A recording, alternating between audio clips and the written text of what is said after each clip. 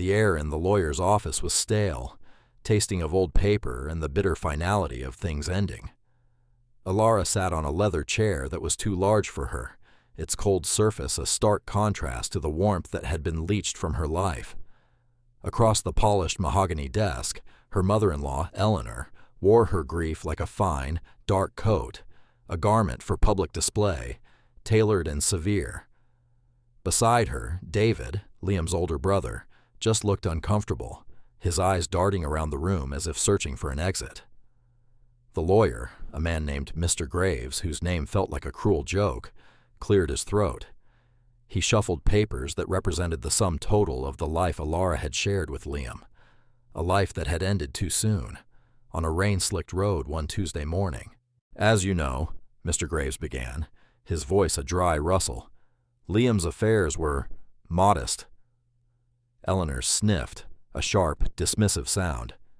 "He was never practical, always tinkering with some useless project instead of building a real future." Alara's hands tightened in her lap. Liam's projects were not useless. They were beautiful. He had a way with wood, with metal, with anything he could shape with his hands. He saw potential where others saw scrap. He saw life in things that were discarded.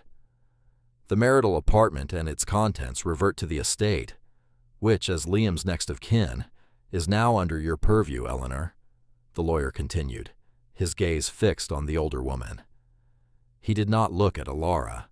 No one had been looking at Alara for days. It was as if losing Liam had made her invisible. "And my daughter?" Eleanor asked, the term a venomous dart. She had never considered Alara her daughter. She had only ever seen her as the girl who had taken her son away, who had encouraged his foolish, unprofitable dreams. Mr. Graves adjusted his spectacles. "Liam did make one specific provision, a piece of personal property, purchased before your marriage, to be transferred directly to Alara." He slid a single, rust-flecked key across the desk. It stopped near the edge, a tiny island of corrosion on the gleaming wood. Beside it, he placed a folded document, an appraisal. David leaned forward, squinting. "What is it?" "A trailer," Eleanor said, her lip curled in a sneer. "That piece of junk he dragged out to the middle of nowhere. I told him to get rid of it years ago." "The title is in her name now," Mr. Graves said, closing the file with a soft, final thud. "The property was appraised for tax purposes." He paused. $3. $3. The number hung in the sterile air. It was not just an appraisal, it was a judgment, a final, parting insult from the family that had never wanted her. David had the decency to look away, a flush creeping up his neck. But Eleanor smiled. It was a thin, cruel smile of victory. She picked up the key, its rust staining her manicured fingers, and held it out to Alara. "Here," she said, her voice dripping with false magnanimity. "Your inheritance. Don't spend it all in one place." Alara looked at the key. It was old, a simple skeleton key for a simple lock. She remembered Liam holding it, his hands calloused and sure. "It's not much now," he had told her once, his eyes full of a light she loved. "But it's ours. It's a start." She reached out and took the key from Eleanor's grasp. Her fingers closed around the cool metal. It felt heavy, heavier than $3. It felt like the only solid thing left in the world. She stood up. The leather of the chair sighed. She did not say thank you. She did not say anything at all.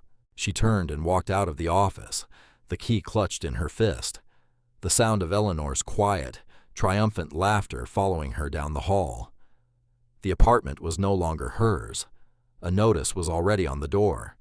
She had been given 24 hours to collect her personal effects, which, according to Eleanor, amounted to the clothes on her back and a few sentimental trinkets of no monetary value. Alara moved through the rooms in a daze. It was the home she had built with Liam. His scent still lingered on the pillows. His half-finished coffee cup was still on the nightstand. His worn work boots were by the door. Each object was a fresh wound. She packed a single duffel bag, a change of clothes, the worn paperback he was reading, a framed photo of them on their wedding day, both of them squinting in the sun, impossibly young and happy. She took the small, hand-carved wooden bird he had made for her on their first anniversary. Its wings were smooth and perfect. She had a little money saved, a few $100s she had squirreled away from her part-time job at the diner. It was not enough for a deposit on a new apartment. It was not enough for a future, but it might be enough for a tank of gas. She looked at the key in her hand. The trailer, a piece of junk in the middle of nowhere, appraised at $3. It was all she had left of him. It was a start. The journey was long. It took her out of the city, away from the familiar grid of streets and the suffocating memories.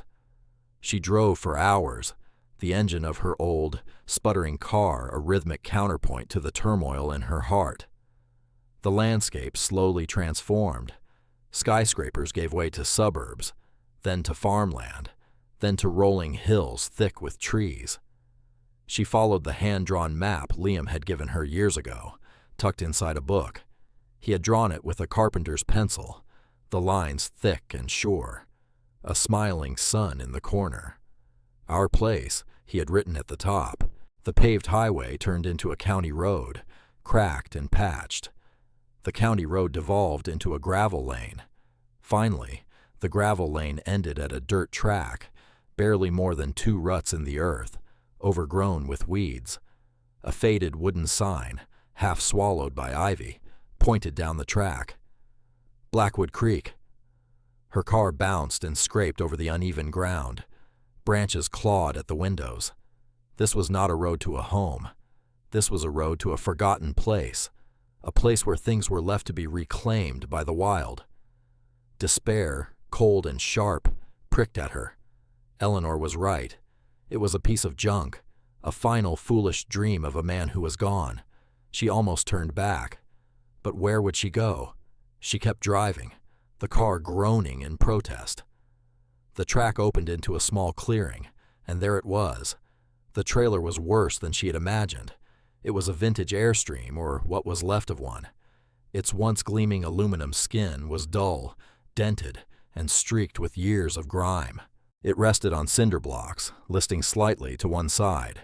Weeds and thorny vines grew thick around its base, climbing up the sides as if trying to pull it down into the earth. The windows were boarded up with mismatched pieces of plywood. It was not a home. It was a carcass. Alara switched off the engine. The sudden silence was immense, broken only by the buzz of insects and the distant call of a bird. For a long time, she just sat there, staring at the ruin. The hope that had been a tiny, flickering candle in her chest was snuffed out. This was not a start. This was an end. The final, pathetic chapter of her life with Liam.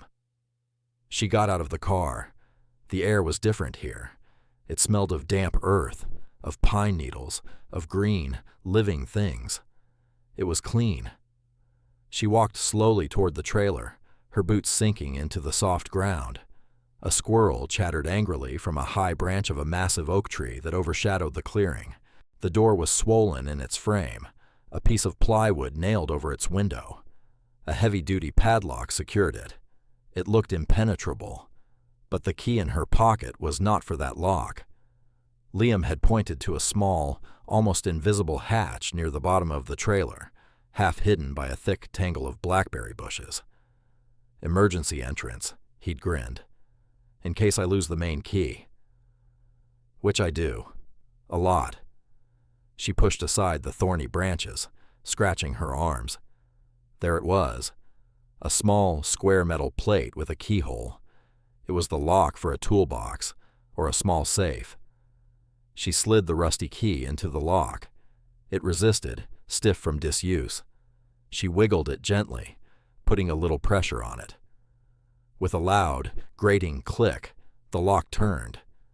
The hatch popped open. Inside, it was dark and smelled of dust and mice. She hesitated, then pulled herself through the small opening, scraping her knee on the metal frame. She was inside. It was pitch black. She fumbled for her phone, turning on its flashlight. The narrow beam cut through the darkness, illuminating a cramped, chaotic space. It was a workshop. Tools hung in neat rows on a pegboard wall. Sawdust coated every surface like a fine brown snow. Stacks of lumber leaned against one wall. Metal shavings curled on the floor. This was not the inside of a living space. This was the inside of Liam's mind. She moved the light around. There was a workbench, sturdy and solid, its surface scarred with the marks of countless projects. A vise was bolted to one end. A set of drafting plans was tacked to the wall, covered in Liam's familiar, precise handwriting. They were blueprints. For the trailer itself. He had gutted it completely. The original flimsy interior was gone. In its place, he had begun to build. She ran her hand along a section of exposed wall. It was not the thin aluminum of the outer shell. It was thick, solid wood. He had framed it out like a real house, with 2x4 studs and heavy insulation. She pushed on the wall. It did not give. It was rock solid. She swept the light across the floor.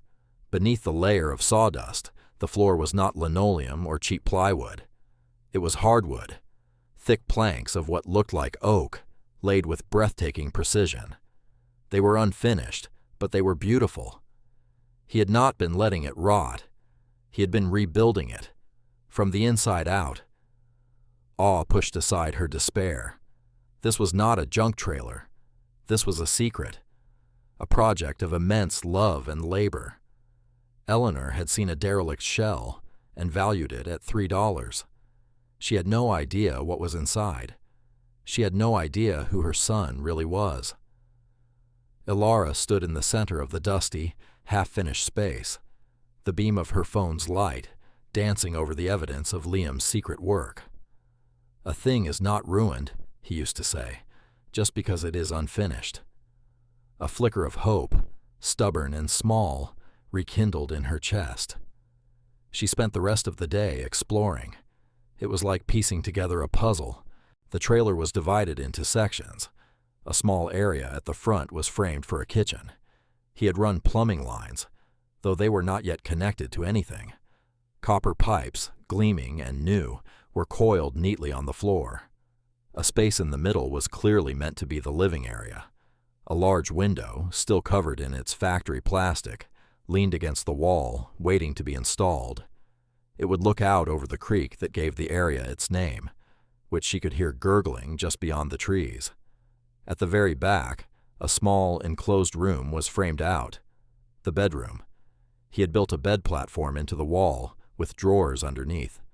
It was made of cherry wood, the joinery seamless. It was a piece of art. She ran her hand over the smooth wood. He had built this for them. For her. The scale of the project was overwhelming.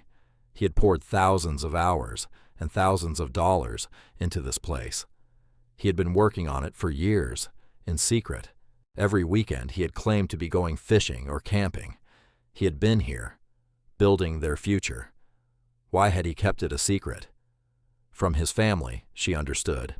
They would have mocked him, belittled his dream.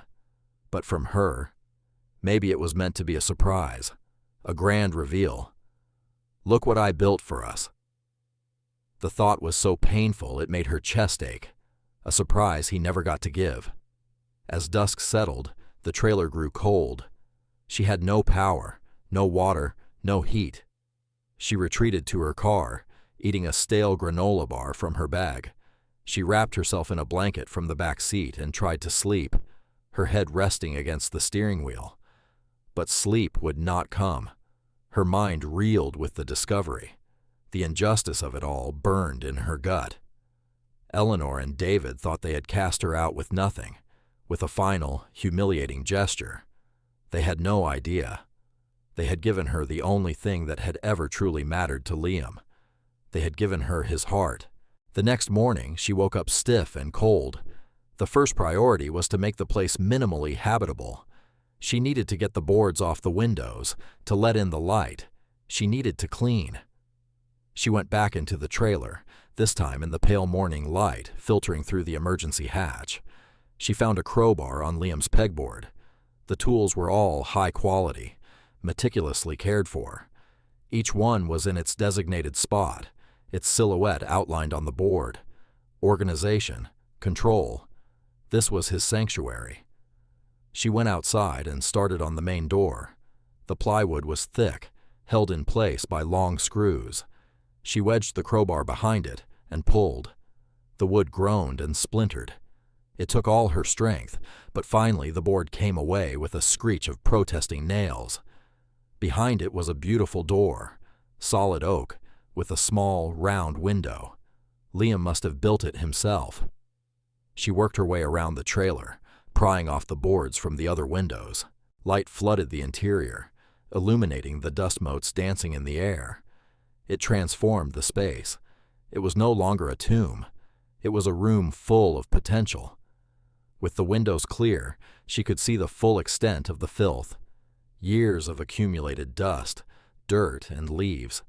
She spent the rest of the day sweeping. She swept piles of sawdust into a corner. She swept out cobwebs and dead insects. She filled bag after bag with debris. It was hard, physical work. Her muscles ached. Her hands were raw. But with every sweep of the broom, she felt a little bit better. She was not just cleaning a floor. She was clearing away the despair. She was imposing order on the chaos. She was taking control. By late afternoon, the place was transformed. The beautiful oak floors were visible. The solid, well-built frame was exposed. It was still a construction site, but it was a clean one. It was a space she could work in.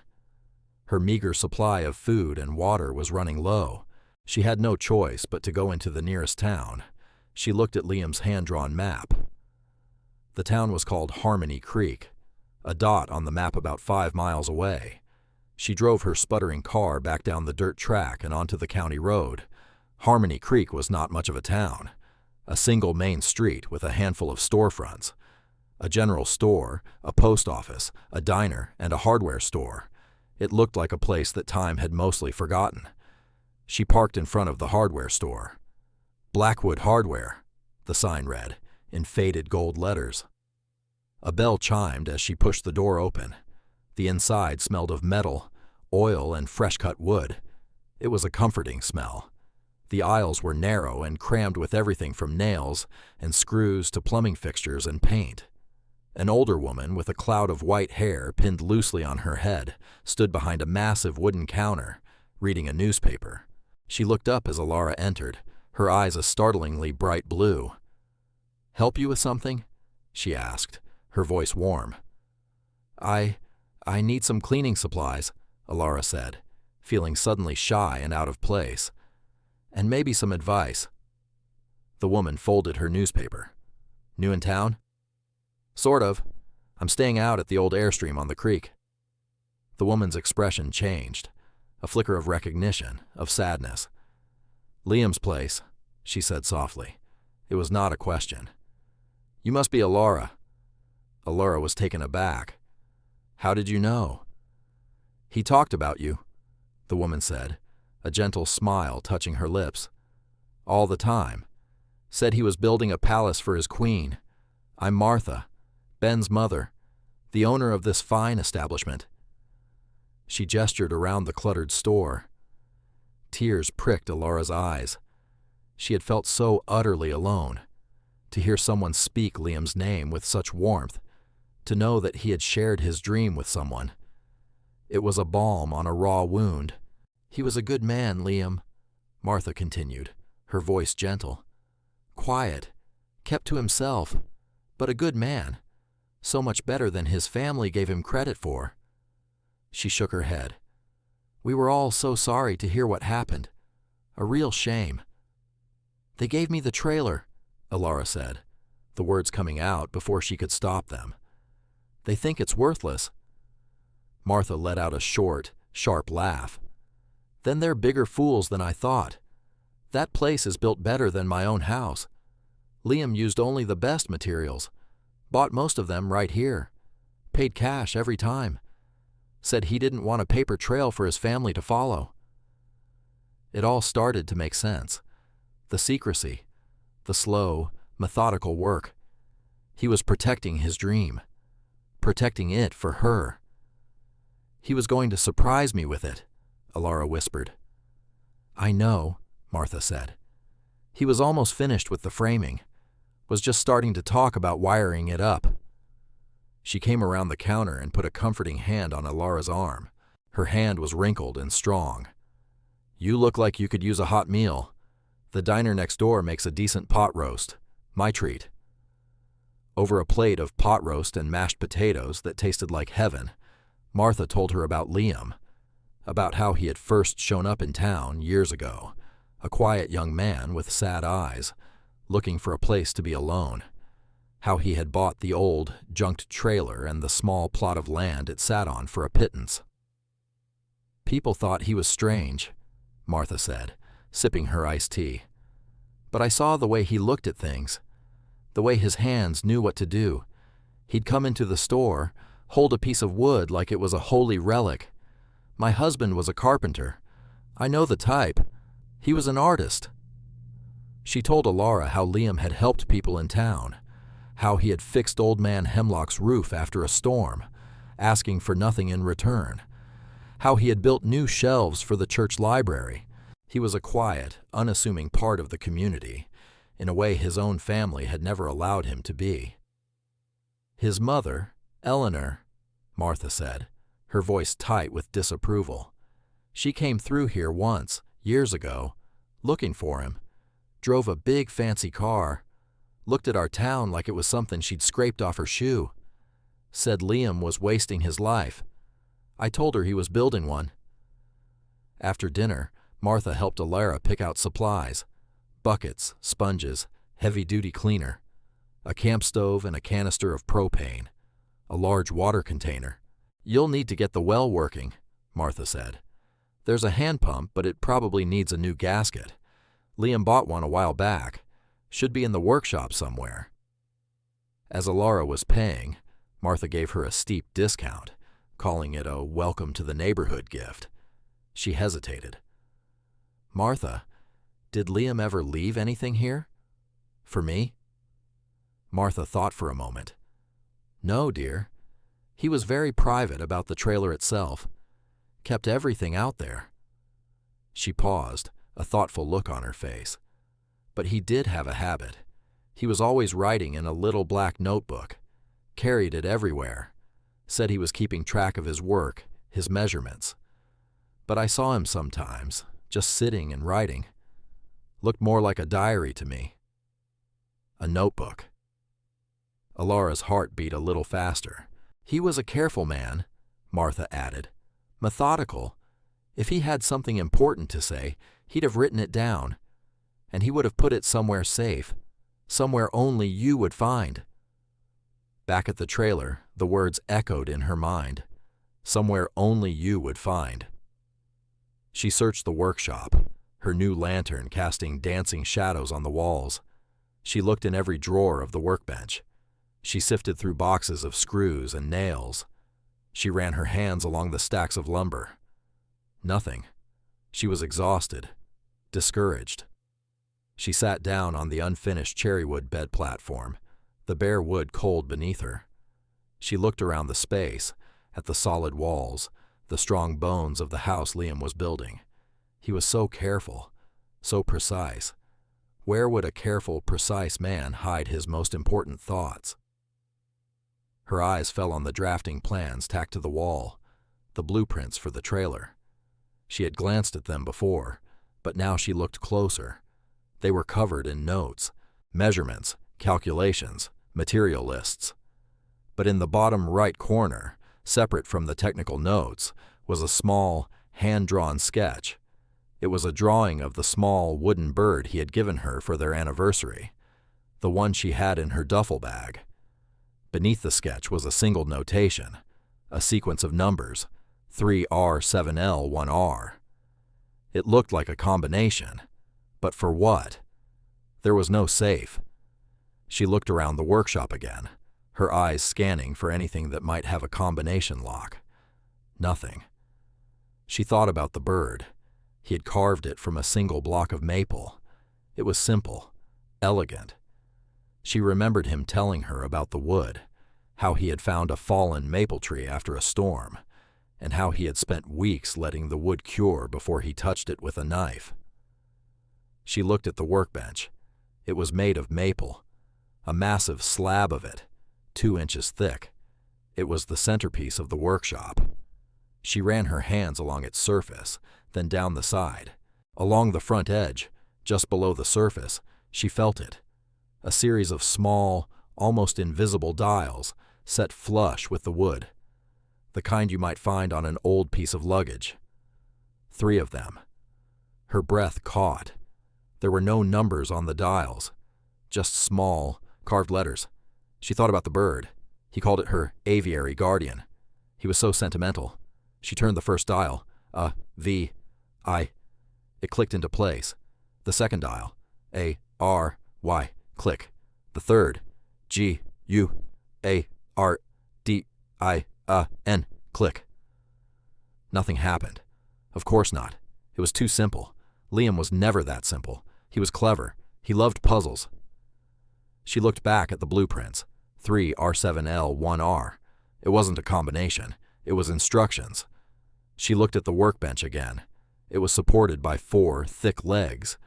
She ran her hand down the front right leg. Near the bottom, her fingers brushed against something. A knot in the wood. But it wasn't a knot. It was a plug, a perfectly fitted circle of wood, its grain aligned so precisely with the surrounding wood that it was almost invisible. She pressed on it. Nothing. She tried to pry it with her fingernail. It wouldn't budge. She went to the pegboard and got a thin, sharp awl. She carefully inserted the tip into the faint line around the plug and gently pried. It popped out. Behind it was not a hollow space, but a small, brass button. She pressed it. With a soft, hydraulic hiss, a section of the pegboard wall swung inwards, revealing a shallow, hidden compartment. And inside, resting on a bed of black velvet, was a single, leather-bound notebook. Her hands trembled as she reached for it. The leather was soft and worn. It felt warm, as if he had just set it down. She opened it. The first page was dated 5 years ago. His handwriting filled the page, the same precise script from the blueprints. Entry 1. I bought the land today. And the trailer. It's a wreck. But it's a good wreck. A noble wreck. It has good bones.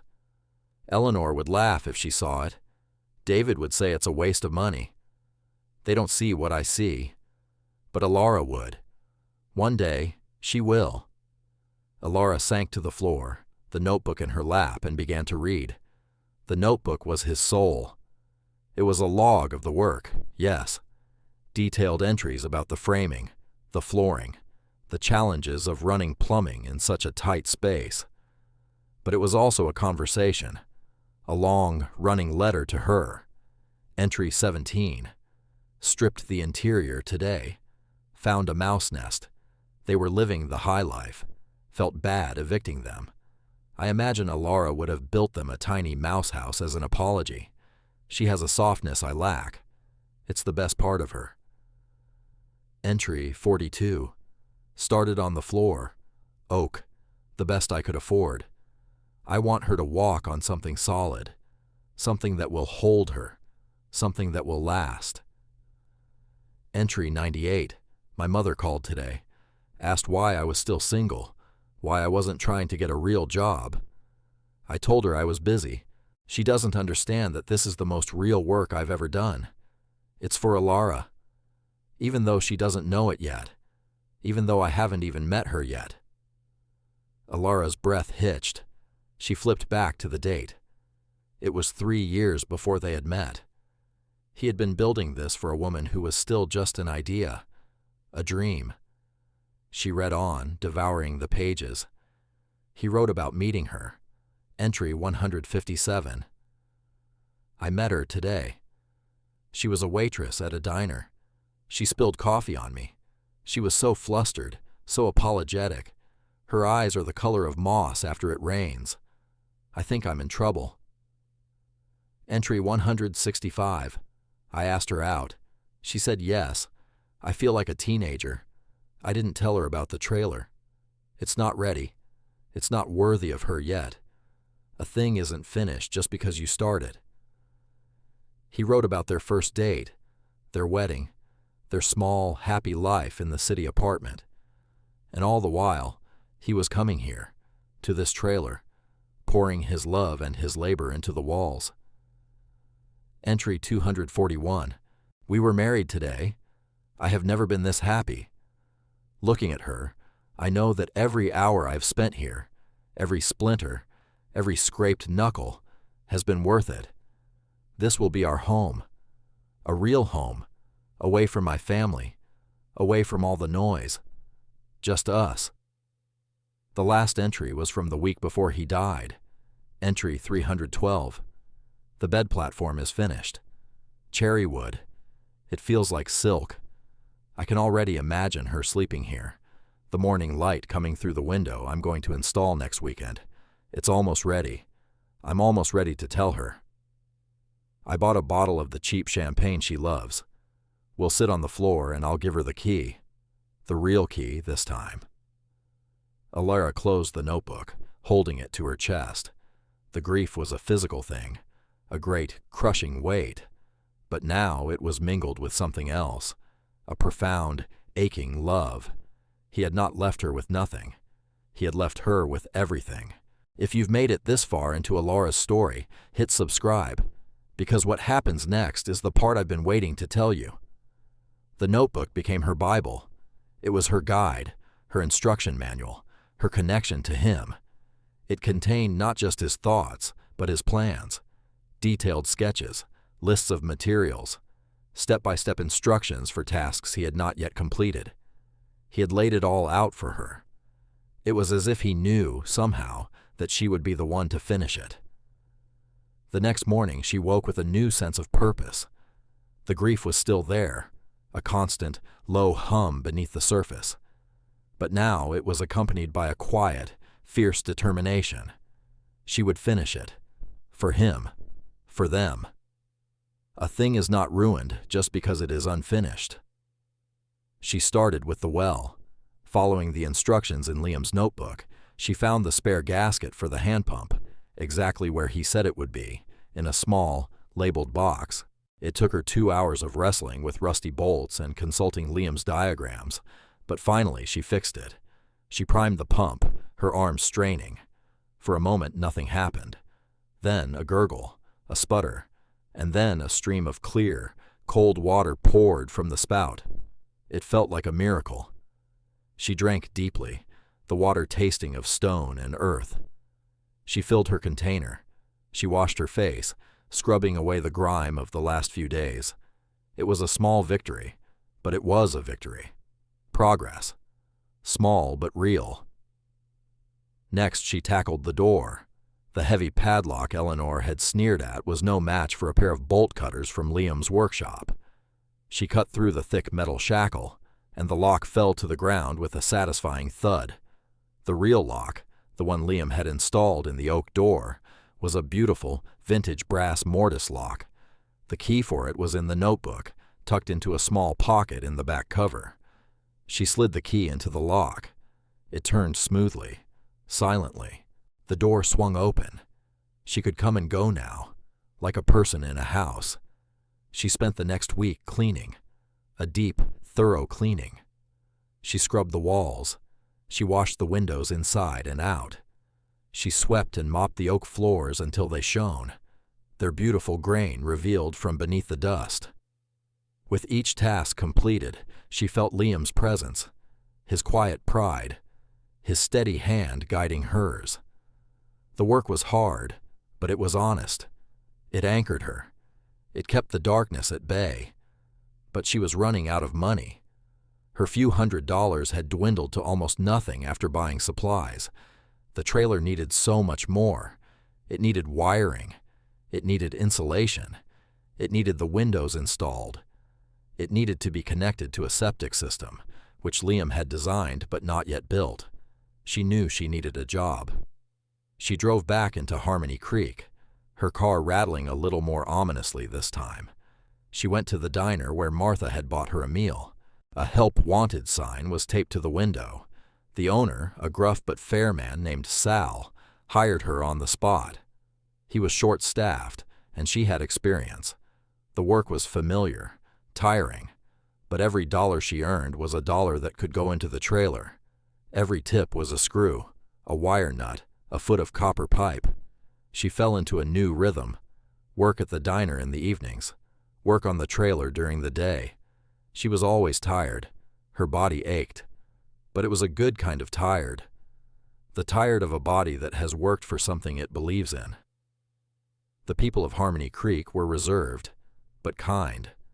They were curious about the girl from the city who was fixing up the old Airstream. They had all known Liam, in their own quiet ways.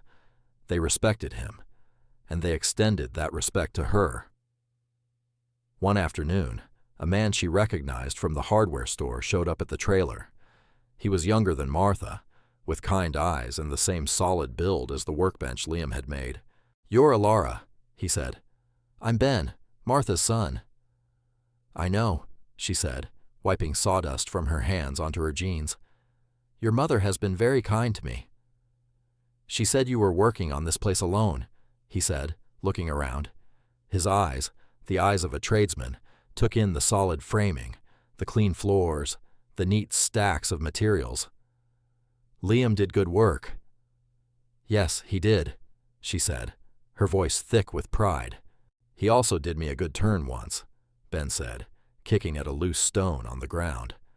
"My truck broke down out on the highway years ago, middle of winter. He stopped, spent 2 hours lying on the frozen ground, getting it running for me.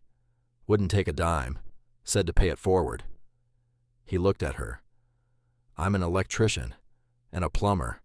I saw Liam's plans for this place. He bought all the supplies from me. I know what he intended." He paused. "I've got some free time on the weekends. I'd like to help you wire this place up, plumb it in, for the cost of materials. Call it paying it forward." Alara was speechless. It was an offer of unimaginable generosity. The wiring and plumbing were the two biggest, most intimidating jobs, the ones she had no idea how to even begin. I can't ask you to do that," she stammered. "You're not asking. I'm offering," Ben said, his tone leaving no room for argument. "Liam was a good man. This is the right thing to do." And so the work accelerated. Every Saturday and Sunday, Ben would show up in his work truck. Together, they ran wiring through the walls, following the meticulous diagrams in Liam's notebook. They installed outlets and light fixtures. Ben taught her how to strip wires, how to connect a switch, how to read a circuit diagram. She was a quick study. Her hands, it turned out, were like Liam's. They understood how things fit together. "You've got the knack for it," Ben said one afternoon, watching her install an outlet. "You're a natural." Praise from the quiet, capable man felt like a medal. They installed the large picture window in the living area. It was heavy and awkward. It took both of them, straining and sweating, to lift it into place. But when it was set, the view was breathtaking. The creek, the trees, the sky. It was as if they had hung a painting of the forest on the wall. Word of what was happening out at the old Airstream spread through the small town. Ben's help was just the beginning. One day, Old Man Hemlock, whose roof Liam had fixed, showed up with a truckload of split firewood. "Winter's coming," he said, his voice a gravelly rumble. "Liam installed a wood stove for me. Said he was putting one in here, too. You'll need fuel." He stacked the wood neatly against the side of the trailer. The ladies from the church library, where Liam had built the shelves, brought her curtains. They were hand-sewn, with a simple, cheerful pattern. "A house needs curtains," one of them said, patting Alara's hand, "to make it a home." Sal, the owner of the diner, started sending her home with leftovers after her shifts. "You're too skinny," he'd grumble. "Need to eat." It was a quiet, unassuming wave of support. No one made a big deal of it. They were simply paying back the small kindnesses a quiet man had shown them over the years. They were helping his wife finish his work. They were, in their own way, honoring his memory. Alara felt a sense of belonging she had never known. She had lost a family, but she was finding a new one, a found family, built on shared work and mutual respect. One evening, as she was sitting on the steps she had just finished building, a scruffy-looking terrier mix trotted out of the woods. He was thin, his coat matted with burrs. He stopped a few feet away from her and watched her with intelligent, cautious eyes. She held out her hand. "Hey there," she said softly. He whined, but didn't move. She went inside and came back with a piece of leftover pot roast from Sal. She put it on the ground. The dog crept forward, snatched the meat, and retreated back to a safe distance to eat it. He came back every day after that. She started putting out food and a bowl of water for him. She didn't try to pet him. She just let him be.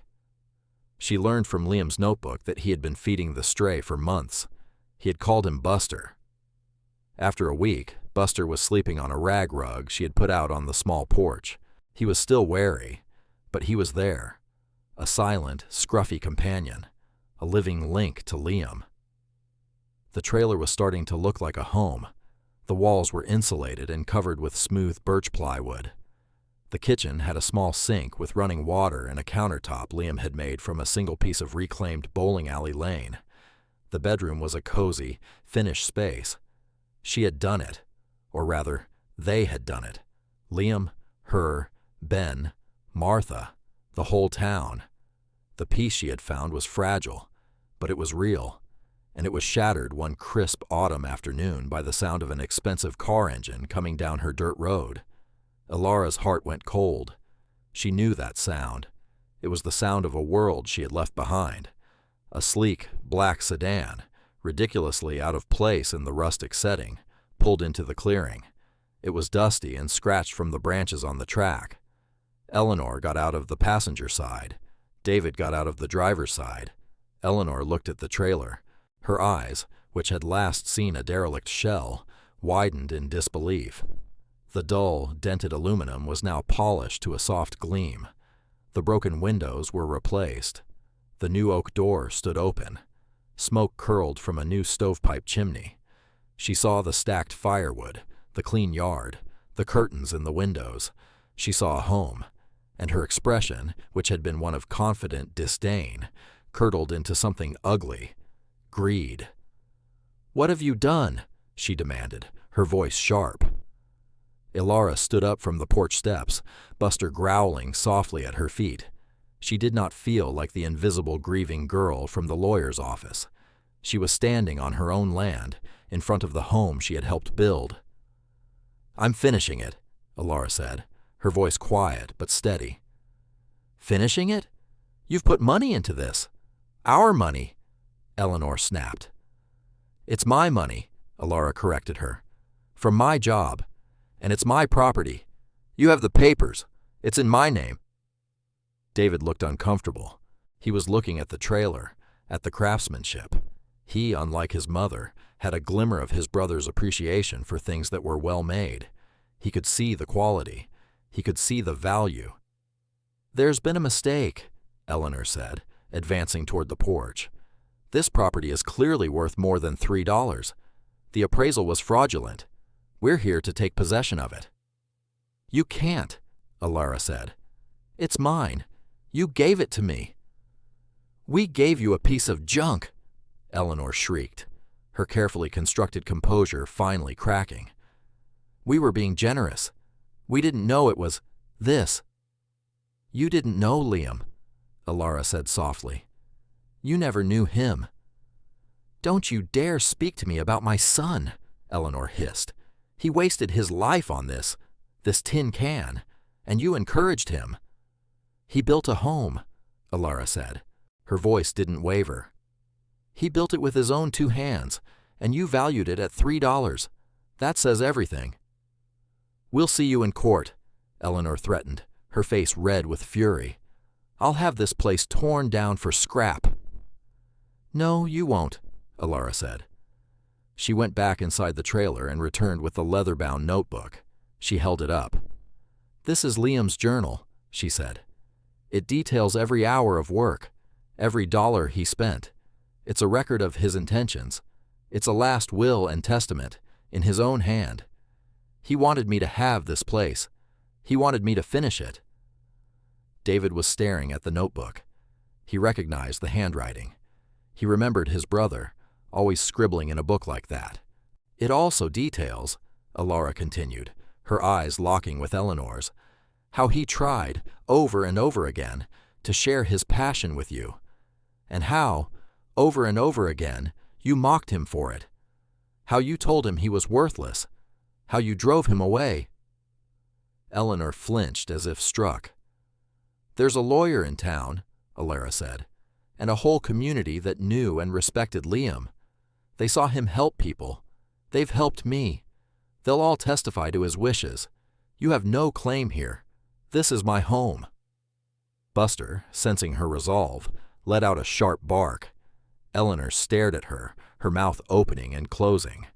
For the first time, she seemed to see Alara, not as a meek, disposable girl, but as a woman standing her ground, a woman who could not be bullied. She turned to David. "David, do something." David looked from his mother's furious face to Alara's calm one. He looked at the trailer, a monument to the brother he had never really understood. He saw the love and the labor in it, and he saw the shame of what they had done. "There's nothing to do, Mother," he said, his voice low. "She's right. It's hers." Eleanor stared at him, betrayed. Then she turned, got back into the car, and slammed the door. David gave Alara one last, complicated look, a mixture of guilt, regret, and a flicker of admiration, and then got into the driver's seat. The car spun its wheels in the soft dirt, then sped away, leaving a cloud of dust and the scent of exhaust hanging in the clean, pine-scented air. Alara stood on the porch until the sound of the engine faded completely. Then she sank onto the steps, her legs trembling. She had done it. She had faced them. She had won. Buster came and rested his head on her knee. She buried her face in his scruffy fur. The house held. She held. Weeks passed. The autumn colors deepened. The air grew crisp. Alara settled into a comfortable routine. Work at the diner, work on the trailer, quiet evenings by the wood stove, reading Liam's notebook. Buster was a constant, warm presence at her feet. She had thought the confrontation with Eleanor was the end of it, but she was wrong. One Saturday morning, she heard a vehicle coming down the road. It wasn't a fancy sedan. It was an old, beat-up pickup truck. It pulled into the clearing and stopped. David got out. He was alone. He was not wearing the expensive suit he had worn before. He was wearing jeans and a work shirt. He looked tired. He did not meet her eyes. "What do you want?" Alara asked, her hand resting on Buster's head. I left the company," he said, looking at the ground. "My mother and we're not seeing eye to eye on things." He shuffled his feet. "Turns out I wasn't very good at it anyway. I was just good at doing what she told me." He finally looked up at her. "I've been thinking a lot. About Liam. About everything. I read some of his old letters, the ones he sent before he stopped writing to us. He tried to tell us about his work. I didn't get it." He gestured toward the trailer. It's incredible what he did. What you've done." Alara said nothing. She waited. "In his notebook," David said. "Did he mention the porch steps?" Alara was surprised by the question. "He had a design for them. I built them last month." "Yeah," David said, looking at the simple, sturdy steps she had built. "He always said a house isn't finished until you can welcome people in properly. The steps are important." He took a deep breath. "His design, it had railings, didn't it? Hand-carved." Alara nodded. It was a detail she hadn't gotten to yet. It was a cosmetic touch, and she had been focused on the essentials. "I'm not as good as he was," David said quietly. "Not even close. But he taught me some things when we were kids, before I got serious." He gestured to the back of his truck. It was full of tools, woodworking tools. "I'd like to, if you'd let me. I'd like to build the railings. For him." It was an apology, a penance, an attempt to connect with the brother he had lost. Alara looked at him. At the shame and the genuine regret in his eyes, she thought of Liam, of his quiet generosity, of paying it forward. "The plans are inside," she said. For the next 2 weekends, David came and worked. He was clumsy at first. His hands were soft, unaccustomed to the work. But he was meticulous. He followed Liam's drawings exactly. He measured and cut and sanded. He worked with a quiet, focused intensity. Alara worked alongside him on other projects. They didn't talk much, but the shared silence was not uncomfortable. It was the silence of two people working toward a common goal. When he was finished, the railings were beautiful. They were not as perfect as Liam would have made them. The lines were not quite as fluid, but they were strong, and they were made with care. They completed the porch. "Thank you," David said when he was done, packing his tools. He didn't look at her. He looked at the railings. "They're good, David," Alara said, and she meant it. He nodded, a lump in his throat. He got in his truck and drove away. She had a feeling she would not see him again, but a small piece of the breach between the two families had been mended. A small act of atonement had been made. Winter arrived, blanketing the clearing in a thick layer of snow. The trailer was warm and cozy. The wood stove that Liam had planned for, that old man Hemlock had provided fuel for, kept the cold at bay. The insulation held the heat in. The trailer was a snug cocoon against the world. Alara had thought she had discovered all of Liam's secrets. She had the trailer. She had the notebook. She had found a new life and a new family. It was more than she had ever hoped for. But there was one more. One cold January night, she was rereading the notebook for the 100th time. Her fingers traced his familiar handwriting. As she turned a page near the end, she felt something. A thickness, a slight bulge in the back cover. She had never noticed it before. The leather was wrapped around a thick piece of cardboard, but in one spot it felt different. She ran her fingers over it. There was a faint line, almost invisible. She took a small, sharp knife from the kitchen drawer and carefully slit the thin layer of paper on the inside of the cover. It was a hidden pocket. Inside was a single, folded envelope. It was sealed. Her name was on the front. Alara. Her heart hammered against her ribs. This was it. The final revelation. The bottle of champagne he had bought for the grand reveal. This letter was meant to be read with it. Her hands trembled as she broke the seal. Inside was a single sheet of paper, filled with his script. "My dearest Alara, if you are reading this, it means you found my last secret. It means you are in our home. I hope you like it. I hope it keeps you warm. I hope it feels like a place you can finally set down your roots. There is something I need to tell you. Something I should have told you a long time ago. I was a coward. I was afraid it would change how you saw me. You know my family has money. You know they disapproved of me, of my choices. But you don't know why the rift was so deep. It wasn't just about my love for carpentry. It was about my father. My father was not my mother's husband. He was a stonemason who worked on their estate when I was a child. He was a quiet, kind man. Much like me, I suppose. He had calloused hands and a gentle heart. My mother had a brief, secret affair. I was the result. Her husband, the man I was forced to call my father, knew. He never let me forget that I was not his son, that I was a reminder of my mother's common mistake. David is his son. I am not.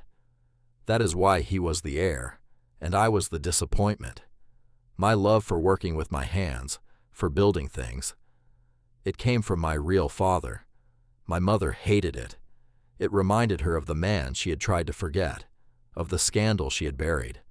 She tried to force it out of me, to make me into a businessman, like David. like the man who was not my father. When I was 18, I found some letters my mother had hidden, letters from my real father. He had tried to be a part of my life, but she had sent him away, threatened him. In his last letter, he told me he had left me something. Not money. He had none. But he had inherited a small piece of land from his own family, the land where our trailer now sits. He left it to me. It was all he had to give. I ran away from home and I never looked back. I found this place, and I started to build. I was trying to connect with him, to build something he would have been proud of, to build a life that was honest and true, with my own 2 hands. I was afraid to tell you this, Alara, afraid you would see me as, I don't know, complicated, damaged. I wanted our life to be simple, but you deserve the whole truth. The foundation of this home is more than just concrete and steel. It's built on the love of a father I never knew, and a rebellion against a family that never knew me. It's my entire history, in wood and wire and stone. I love you, more than I have ever been able to say. This place, it's my love letter to you. Live here, be happy, be free. Yours, always, Liam. Alara let the letter fall into her lap. The room was silent, save for the crackle of the fire and the soft snores of the dog at her feet. Tears streamed down her face, but they were not tears of grief. They were tears of understanding, of a love so profound it reached across the veil of death itself. All the pieces clicked into place. His quiet sadness, his fierce independence, his deep-seated need to build something real and lasting. It was not just a rejection of his family's values. It was an embrace of his true heritage. He had not been damaged. He had been whole, more whole than any of them. She finally understood the full weight of the inheritance she had been given. It was not just a trailer. It was a legacy of quiet strength, of honest labor, of a love passed down from a father to a son, and from that son to his wife. The next day, she did something she had not thought she would ever do. She found the address for Eleanor's company online. She sat down at the small table Liam had built, with a pen and a piece of paper. She wrote a short, simple letter. Eleanor, I know about Liam's father. He told me everything. I am sorry for the love you lost, and I am sorry you could not love the son he gave you. You did not give me a piece of junk. You gave me the only thing that ever mattered. You gave me Liam's birthright, and I will honor it. Alara. She folded the letter, put it in an envelope, and mailed it from the post office in town. She did not know if Eleanor would ever read it. She did not know if it would make a difference. It did not matter. The act of sending it was for her. It was her taking control of the narrative. It was her closing the final chapter of that old, sad story. Spring came. The snow melted, feeding the gurgling creek. The trees budded. Wildflowers bloomed in the clearing. Alara, following another of Liam's plans, tilled a small patch of earth and planted a garden. Tomatoes, zucchini, herbs, seeds he had saved in small, labeled envelopes. The trailer was complete. It was a home, a small, perfect, beautiful home. The oak floors gleamed. The cherry wood bed was warm and inviting. The view from the picture window was her daily masterpiece. Every detail, from the hand-carved cabinet pulls to the smooth, cool countertop, was a testament to the man she had loved. She didn't work at the diner anymore. Ben, seeing her skill, had offered her a job, an apprenticeship. She worked with him, learning the trades. She was good at it. She was strong. She was capable. She was building a future for herself with her own 2 hands. Sometimes, people from town would stop by. Martha would bring a pie. Old Man Hemlock would come to inspect her wood-stacking technique. They would sit on the porch, on the steps David had built the railings for, and they would talk. They were her family now. One warm evening in early summer, she was sitting on the porch, a cup of tea in her hands. Buster was dozing at her feet, his tail thumping softly against the wood planks. The sun was setting, painting the sky in shades of orange and pink. The air smelled of honeysuckle and damp earth. She looked out at the clearing, at her garden, at the trees that stood like silent, ancient guardians. She thought of Liam. She could feel him there, not as a ghost, but as a presence, in the solid floor beneath her feet, in the sturdy roof over her head, in the quiet peace that had finally settled in her heart. She had arrived here with nothing but a rusty key and a broken heart. She had been given a $3 trailer, an insult meant to cast her out. But a thing isn't ruined just because it's unfinished. She had finished it. She had found his secrets. She had found his legacy. And in doing so, she had found herself. A car rattled down the dirt road. It was a young couple, their car broken down, looking for help. They looked tired and a little lost. Elara smiled. She stood up and walked down the steps. The door was open.